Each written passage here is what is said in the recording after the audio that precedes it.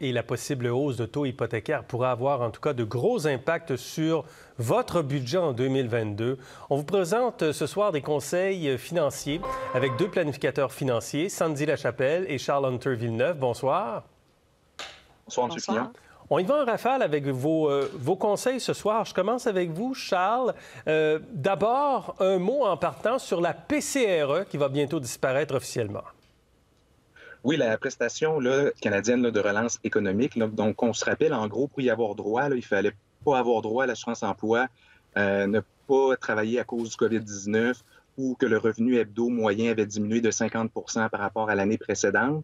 Mais si vous êtes admissible à la dernière période, la période 28 pour être précis, qui est du 10 au 23 octobre 2021, l'échéance pour présenter une demande est le 22 décembre 2021. Donc, c'est assez rapide. C'est très bientôt. Là. Ça vient vite. Ça vient vite, dans quelques jours. Une dizaine de jours. Et il ne faut pas oublier qu'il y a un mécanisme de remboursement qui est prévu. Là. Si le revenu net sans la PCRE dépasse 38 000 en 2021, ça pourrait réduire certains crédits d'impôt ou allocations en 2022. Donc, une cotisation REER pourrait être payante pour faire baisser son revenu. Sandy Lachapelle, vous allez nous parler du retrait REER. Faire un retrait REER avant le 31 décembre, ça pourrait être payant. Pourquoi?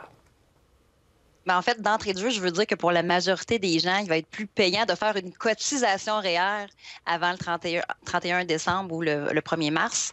Mais pour certains cas d'exception, effectivement, il pourrait être envisagé de faire un retrait. Donc, vous avez eu peu ou pas de revenus gagnés en 2021.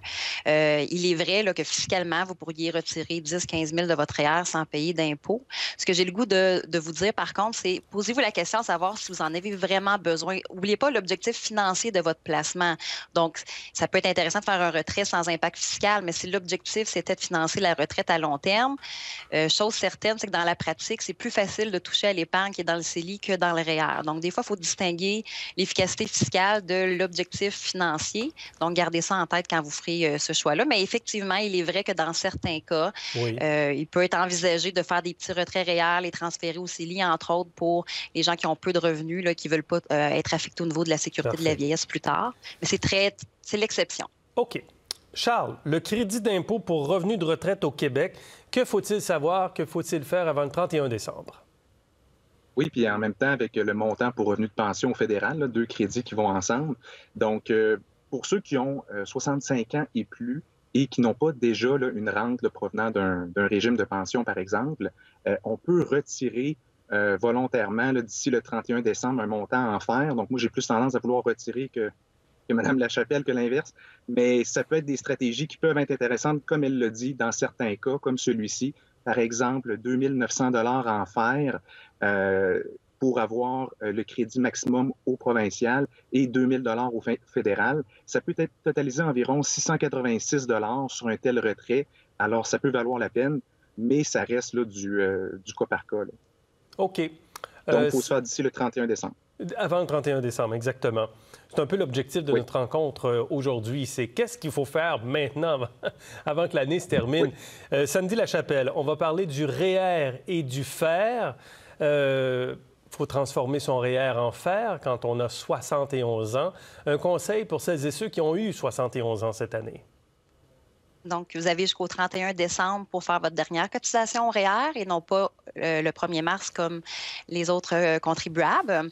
Vous pourriez, en fait, ce que vous pourriez savoir, c'est qu'il est possible en 2021, si vous avez eu du revenu gagné, de faire même une cotisation excédentaire sur votre REER, quitte à payer une pénalité là, de 1 donc, faire comme une cotisation en avance sur ce que vous auriez eu le droit de cotiser en 2022, mais parlez-en à votre conseiller parce que, évidemment, là, c'est pas pour toutes les situations que ça s'applique. Si votre conjoint est plus jeune, évidemment, personne choisit son conjoint pour s'avantager, l'âge du conjoint pour s'avantager fiscalement, mais si votre conjoint est plus jeune, n'oubliez pas que vous pouvez... Oui, c'est ça. Donc, il y a quand même des avantages au niveau fiscal. Vous pouvez convertir là, votre REER en fer, puis utiliser l'âge du conjoint plus jeune là, pour faire les retraits minimums, donc à savoir également. OK. Charles, pour celles et ceux qui désirent acheter une propriété, qui veulent utiliser le régime d'accession à la propriété, comment l'optimiser? Oui, c'est de plus en plus important, là, surtout en ce moment avec l'immobilier qui est vraiment en effervescence. Là, on le voit en ce moment de plus en plus.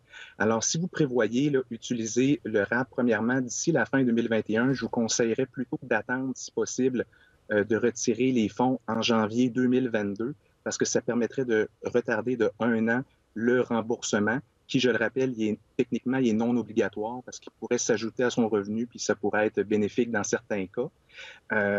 Idéalement, de faire les retraites dans la même année aussi. Donc, de ne pas faire un retrait fin 2021 puis un autre en 2022. Donc, ça serait mieux de les faire dans la même année pour ne pas avoir des problèmes là, au niveau fiscal. Pas oublier la technique des 90 jours et qui est de cotiser à son REER ou à celui de son conjoint jusqu'à concurrence de ses droits, attendre 90 jours, retirer les fonds pour acquérir une habitation. Mais surtout, l'assouplissement du critère de l'acheteur d'une première habitation pour les couples séparés.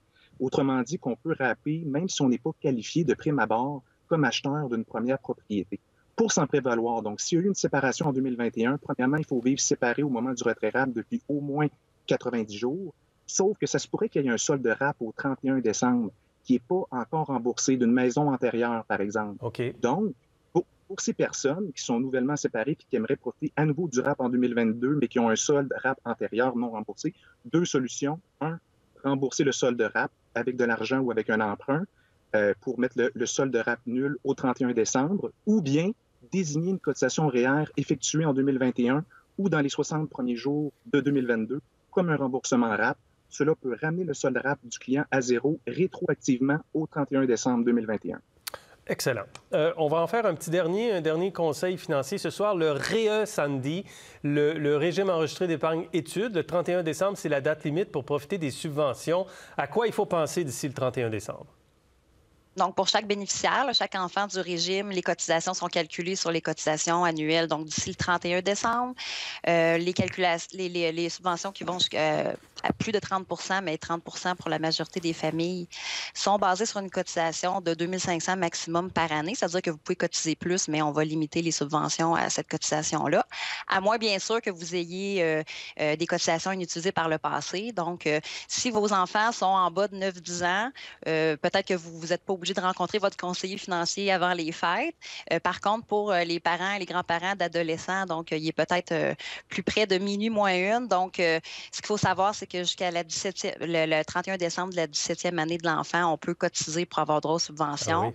Par contre, il faut absolument que le REER ait été ouvert avant le 31 décembre de la 15e année de l'enfant. Ah. Donc, si vous avez des ados à la maison, c'est le temps peut-être de plus vous dépêcher. Si les enfants ont en bas de 9-10 ans, c'est relativement facile de faire un rattrapage au fil des années. Merci pour ces conseils, Charles et Sandy. Merci d'avoir été avec nous ce soir. Merci, M. Fillon. Ça fait plaisir. Notre question du jour, justement, on parle de finances personnelles.